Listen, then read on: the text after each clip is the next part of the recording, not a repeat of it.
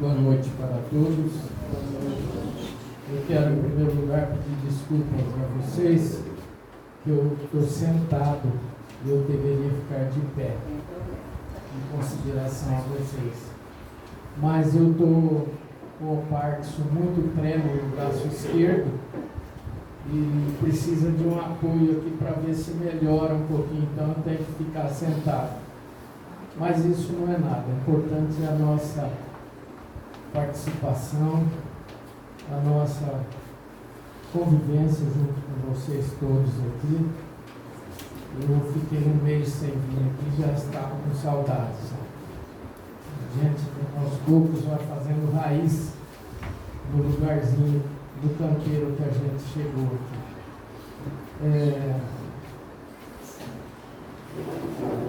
O tema desta noite dá até a impressão que não é um tema espírita, mas na verdade a doutrina espírita ela é muito ampla, ela é muito abrangente e todos os aspectos científicos das coisas mentais, os aspectos espirituais, eles são considerados pela doutrina espírita, especialmente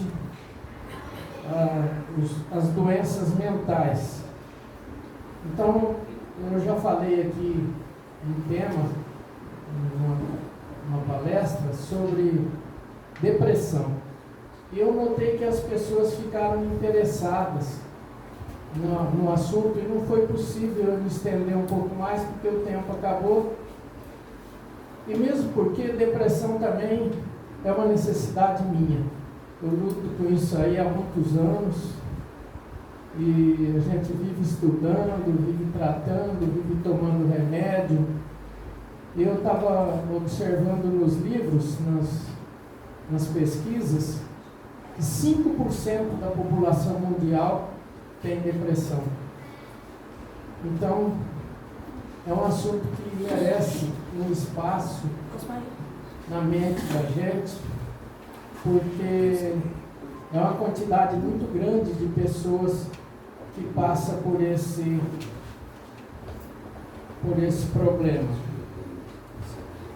É bem verdade que não sou médico, não sou terapeuta, não sou psiquiatra, mas vivendo as experiências na prática com a doença em si, que a depressão é considerada uma doença, e vivendo essas experiências a gente vai atrás de tentar entender alguma coisa, como que é isso, para a gente e para os outros não é diferente, né? Eu gostaria de falar um pouquinho hoje sobre a bipolaridade. É uma espécie de depressão, né? Mas não é propriamente a depressão, é uma doença mental catalogada pela ciência médica que atinge um número muito grande de pessoas também. E ela tem vários estágios. Estágio 1, estágio 2, tem umas denominações lá. E eu fico pensando, vi nos livros que essa doença ela pode ser de ordem genética, que é deficiências que nós trazemos no cérebro, de má formação da família, dos pais, dos herdeiros genéticos, né? Que é a gente mesmo, o herdeiro genético, mas que também pode ser complicações que nós adquirimos com o nosso comportamento e criamos deficiências cerebrais para a doença manifestar, a doença criar campo de desenvolvimento na mente, no nosso cérebro, né? Por que não dizer até no nosso espírito, né? Dizem os psicólogos, os psiquiatras, os estudiosos, que essa doença chega até 15 anos e que ela tem controles, 15 anos de duração, 10, 15 anos de duração, e que ela tem controle, mas ela não é exterminada de vez, uma vez que as células do cérebro, elas perdem, apesar de estar tomando remédio muitas vezes, mas elas perdem a potência, né, a capacidade de gerir o sistema mental, né? Então veja como é interessante esse assunto e como ele é complexo. É uma doença muito durável, ela tem tratamento, tem controle, mas não tem cura. O negocinho se instalou, é igual essa doença que eu estou representando ela aqui, o Parkinson. É uma deficiência cerebral que começa no cérebro, já existe cirurgia, o Rio Preto já faz cirurgias, coloca um aparelhinho e tal, ajusta e tal, e já melhora bastante, mas é um incômodo que tira um pouco as condições da gente. Mas vamos em frente, graças a Deus, a Romana me acolheu aqui. Deixa, isso que é importante. E me estimula, a Romana e o Ademar e vocês a trabalhar, a viver, a pôr o cérebro para funcionar, né? Então a depressão, segundo os estudiosos, ela é muito difícil, essa depressão bipolar, porque ela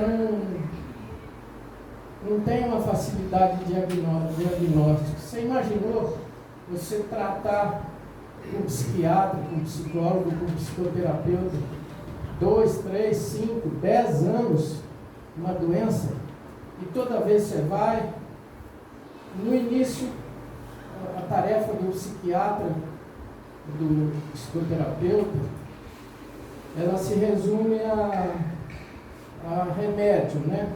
Depois vai surgindo as conversas, pelas conversas eles vão norteando quais remédios oferecer para a criatura, mas é muito trabalhoso.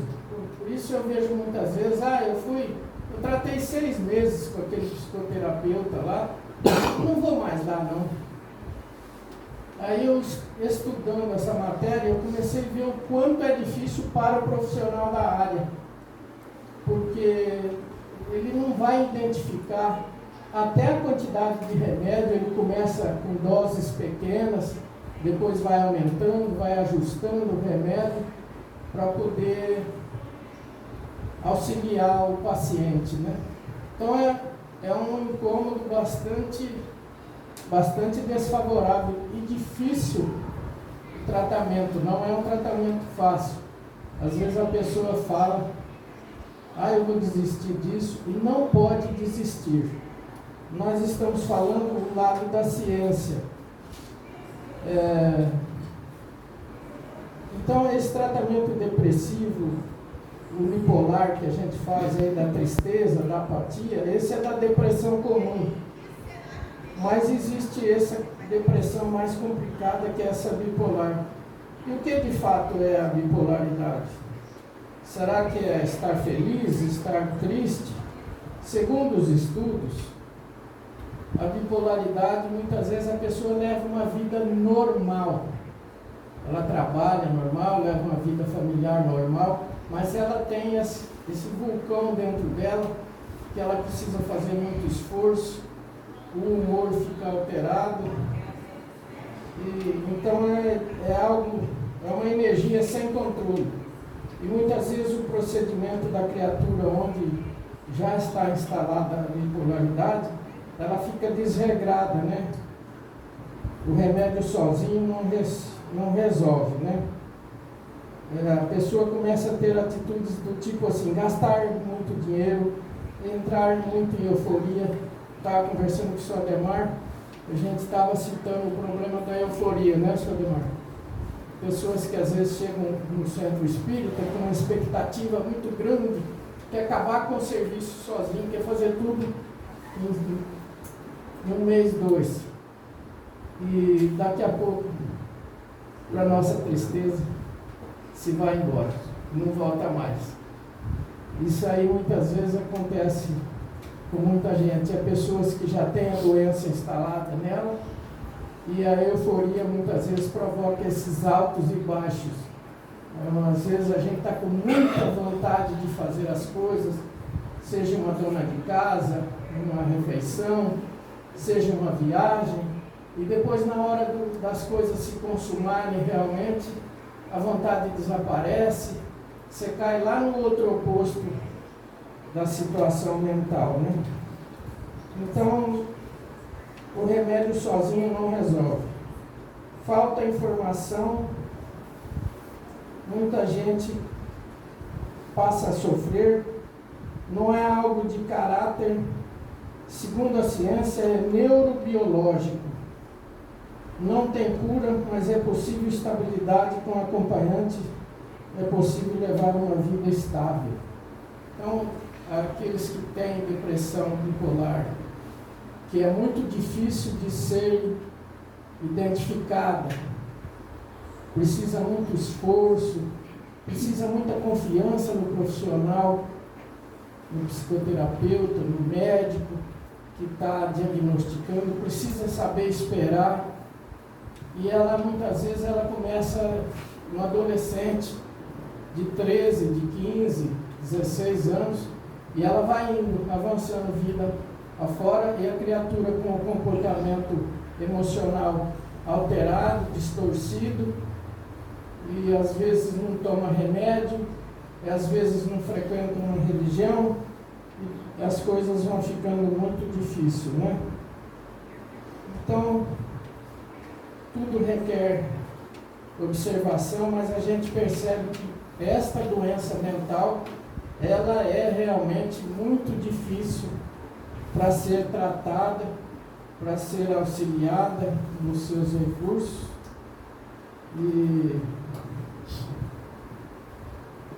mas se encontra devagarzinho os recursos, né?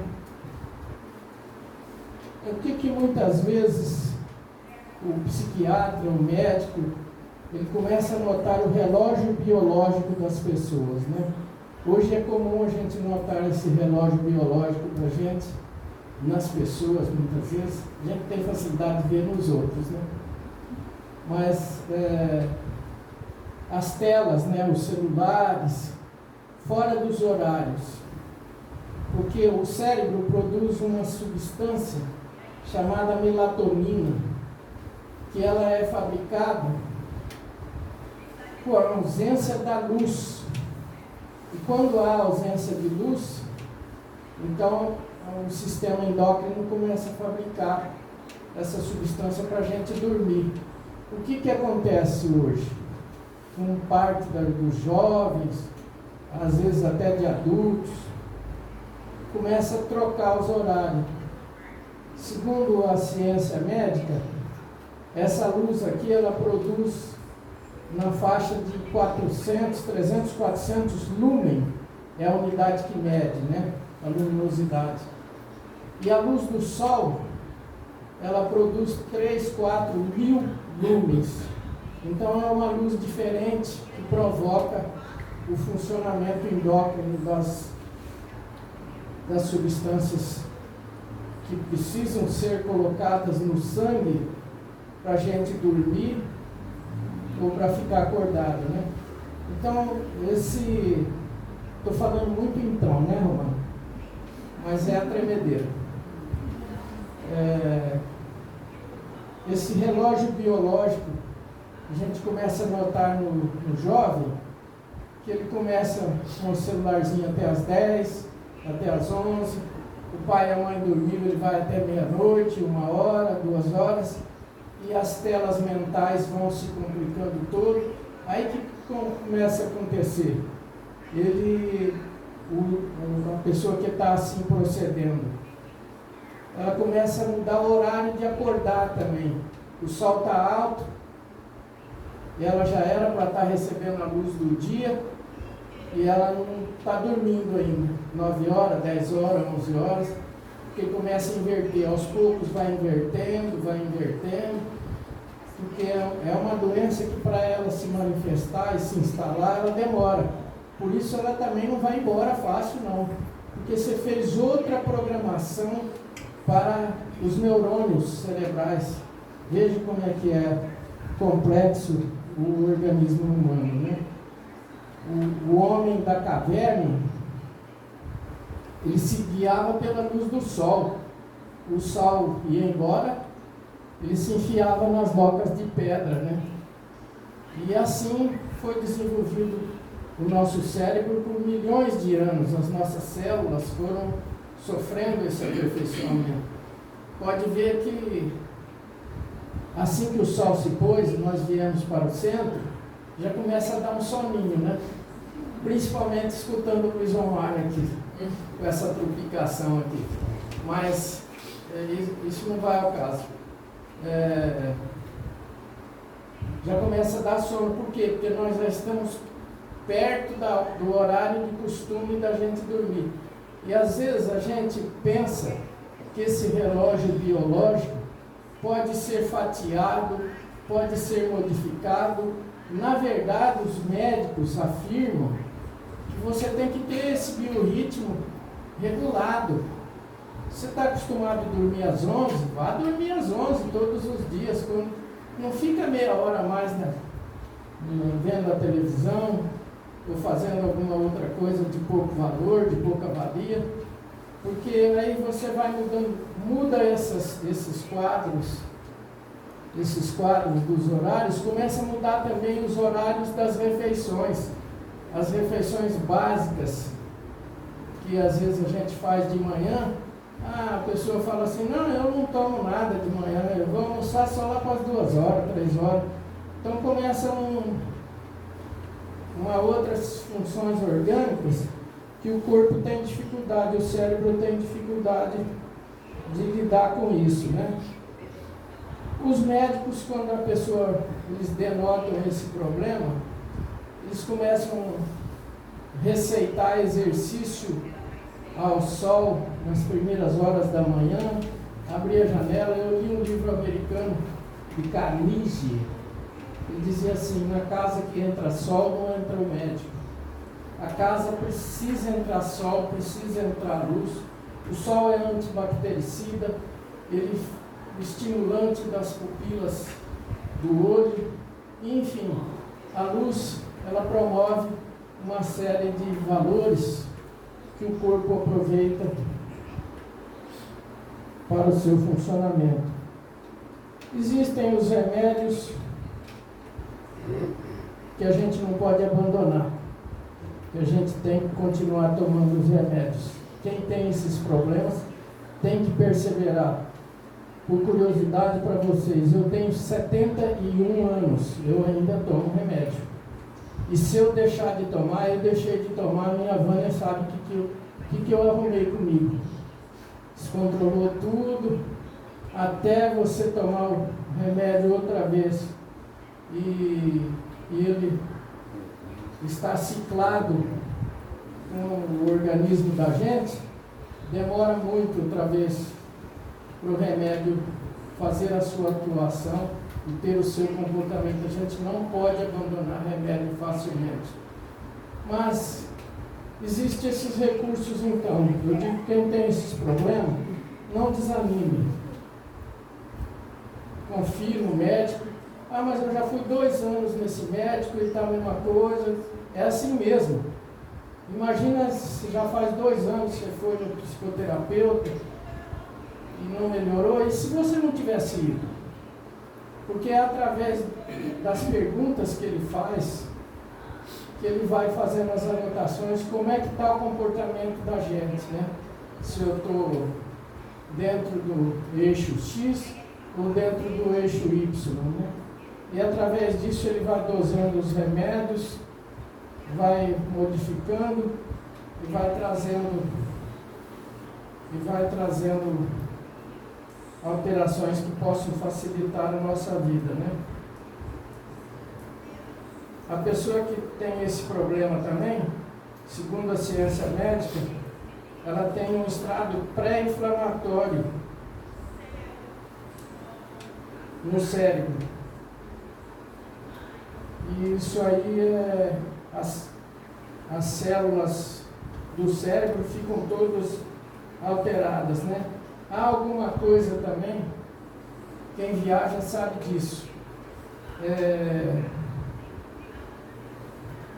Fuso horário, irritabilidade. Fuso horário, por exemplo, quem viaja muito de avião sabe disso.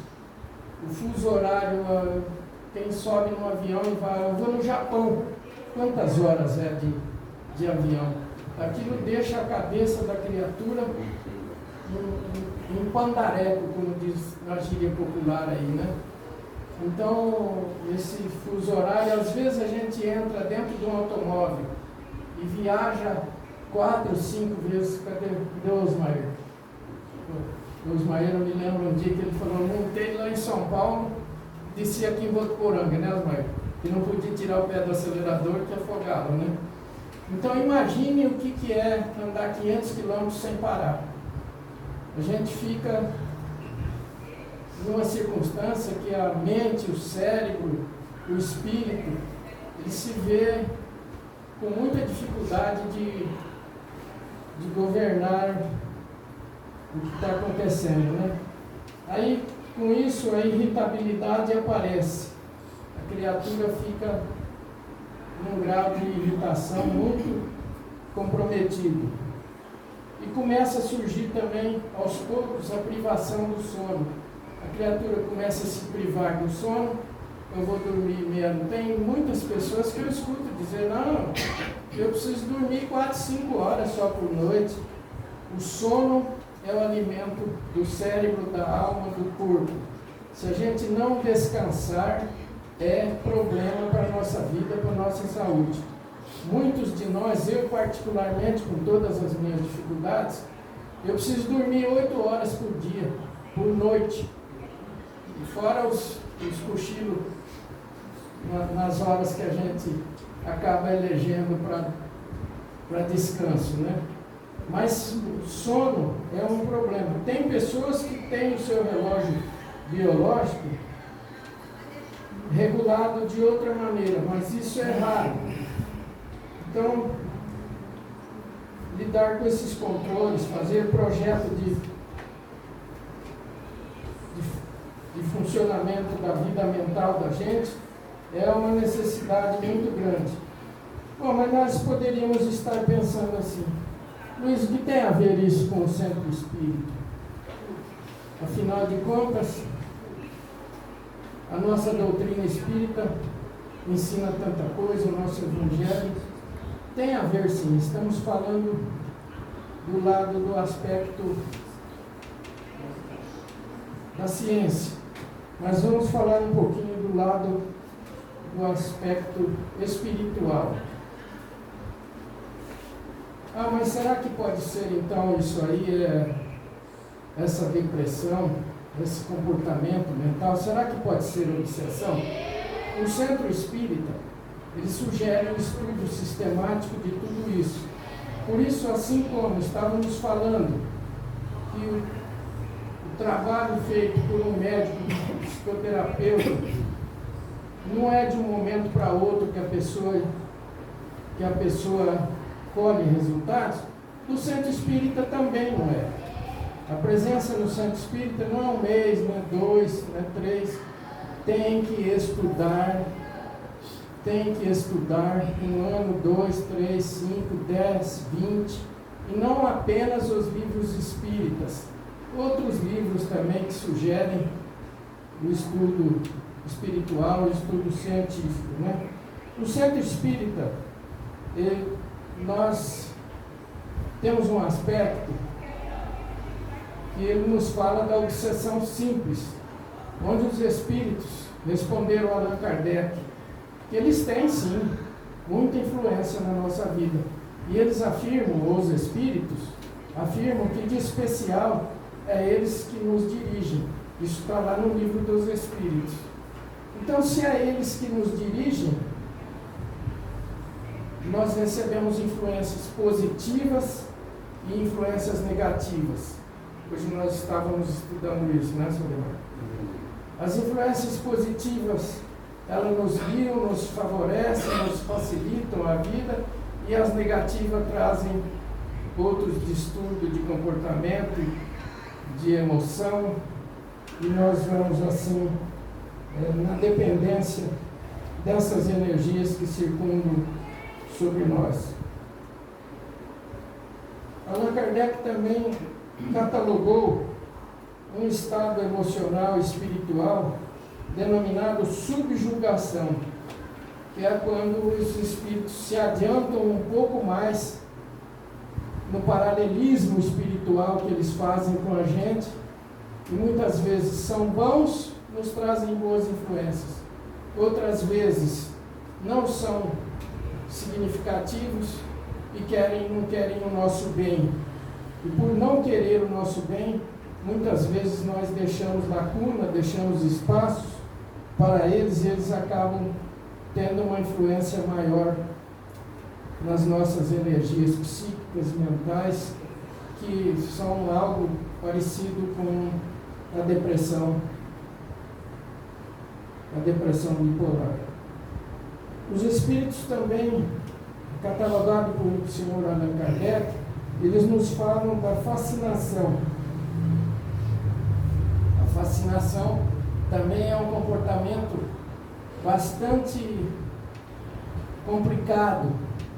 Aquele que tem essa dependência do fascínio dos espíritos no seu próprio espírito, ele já não é dono de si mesmo. Os espíritos invadem o espaço mental dele, influenciam geralmente para o mal, e trazem sérios problemas na vida espiritual da criatura. O que fazer com essas depressões parecidas, com essas situações parecidas? Procurar o centro. Vai resolver esses problemas de uma hora para outra? Não vai. Nós falamos aqui, mesmo que a gente for no médico, no psicoterapeuta, esses problemas não vai se resolver. A nossa mudança de atitude, aos poucos, é que vai mudando. O senhor Allan Kardec nos deixou catalogado no Livro dos Espíritos qual é o meio prático mais eficaz de se vencer o arrastamento do mal, né? E os Espíritos responderam: conhece-te a ti mesmo. Então essa proposta de nos conhecer, ela é antiga, ela é velha. O sábio da antiguidade já foi relembrado pelos Espíritos de Kardec. E a proposta é essa: conhece-te a ti mesmo. Estude, pesquise, trabalhe. Não fique apenas nessas pequenas informações que nós estamos trocando ideia.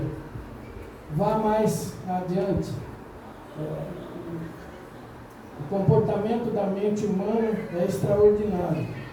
Conhecer a si mesmo, né? A fascinação, por suas vezes, ela leva a criatura ao delírio, à alucinação. A criatura começa a ouvir vozes na hora errada, no momento errado, e porque tem lugar de se ouvir as vozes, tem um momento para tudo. Se você ouvir, se eu estiver andando aí no corredor e não sintonizei nada, não estou numa sala preparado, aguardando o momento exato e estou escutando vozes do além, e tem alguma coisa errada comigo. Porque a gente não pode sofrer esse tipo de agressão e nem esse tipo de perturbação. Existem pessoas que passam por esses delírios, por essas alucinações, quando precisa sofrer o tratamento da fascinação. Bem, mas só isso que o centro tem para oferecer? Não. O centro tem muito mais para nos oferecer. O centro é uma sagrada oficina de trabalho, de estudos espirituais, de informação, de amizade, de amor. Nós quebramos barreiras e vínculos do nosso sentimento, do coração, aqui no centro, que nós não temos nem ideia quantos anos aquilo está enraizado em nós. Às vezes 30, 40 anos com um comportamento X que nos trazia só sofrimento e angústia, com o passar do tempo a gente vai frequentando os estudos, a oficina de trabalho que é o centro. Eu vejo o Osmair gosta de pôr a mão na massa, né, Osmair? O tanto que ele organizou a lateral do terreno adquirido pelo centro aí do lado. E o dia que ele estava enfrentando o sol aí, eu estava vendo a disposição dele. Tem trabalho para todos, de todas as naturezas. A nossa romana que eu digo, né, irmão? Então, mas existe só isso? Não, tem mais coisa.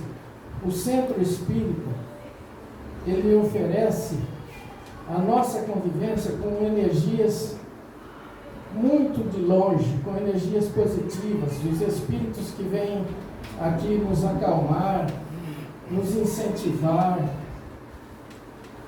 nos instruir. Eles estão aqui em todo esse espaço. Nós não recebemos somente aquilo que tem nesse espaço físico aqui dentro do centro. Nós recebemos muito mais, muito mais. Nós vamos para a nossa casa, saímos daqui com o nosso sistema emocional, nosso sistema espiritual recarregado. As baterias saem lá no 12 volts, lá no 14 volts.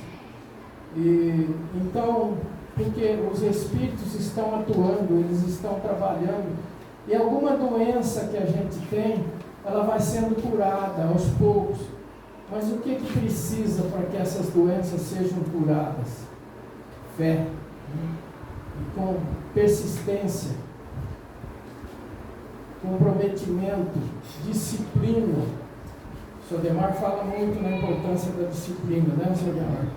A Romana também, para a realização da nossa vida. Então, às vezes a gente quer resultado com pouco esforço. A gente tem que sair do banco do comodismo e se dedicar um pouco mais. Eu vejo, cada um ajuda como pode, ajuda a si mesmo, estamos dizendo. A Romana e o Sr. Demar não tem a preocupação do centro, mas as coisas vão acontecendo naturalmente. Eu perguntei para o Sr. Demar ali, você já acordou à noite e lembrou estar aqui no centro desse galpão construído aqui em tão pouco tempo, com tanta luta, com tanta dedicação, com tanto trabalho de todos? E ele falou, eu acordei sim, meu irmão. Então a gente fica ligado, né? Então tudo aquilo que a gente faz com amor e carinho traz cura, traz benefício. Uma vez por semana, 2, pelo menos, eleja para a sua autocura. Venha estudar, venha trabalhar, venha fazer alguma coisa, porque você não está recebendo alguma coisa só do espaço físico. Você está recebendo muito ao seu psiquismo do espaço espiritual. Os amigos espirituais estão aqui sugerindo roteiro para todos nós. E essa autoeducação do conhece-te a ti mesmo, ela é importantíssima na nossa vida. Então que a gente possa refletir um pouco, que às vezes a gente fica pensando, mas eu não tenho dinheiro para ir no médico, eu não tenho plano de saúde para fazer um tratamento de bipolaridades, tratamentos caros. Mas tem o Centro Espírita que te oferece recursos de altíssima qualidade, de nível físico, de nível mental, de nível espiritual. É algo muito abrangente que chega no nosso psiquismo, trazendo a paz ao nosso coração. Que Jesus, o nosso Mestre, continue nos fortalecendo, nos dando alegria, nos incentivando para trabalhar, para servir, para continuar estudando, para continuar aprendendo. Dizem os amigos espirituais que o conhecimento salva, mas a espiritualidade liberta. Então, nós podemos estar salvos e estar libertos, à medida que a nossa disposição e a nossa coragem se apresente nas linhas de trabalho, no dia a dia, nos nossos espaços mentais, criados por nós mesmos, curando as nossas precariedades, as nossas ilusões e fortalecendo a nossa vida. Vamos esperar a chuva chegar. Que Jesus abençoe a todos nós. Muito obrigado pela paciência de todos vocês. A minha gratidão aos espíritos desta casa que me incentivam, que me estimulam, para que eu possa continuar estudando. A minha gratidão à minha esposa Wanda, que com muita dificuldade, às vezes, mas me acompanha, me ouve, me estimula a pensar, a melhorar, a progredir. É isso que nós todos precisamos. Muita paz e um bom ano para todos.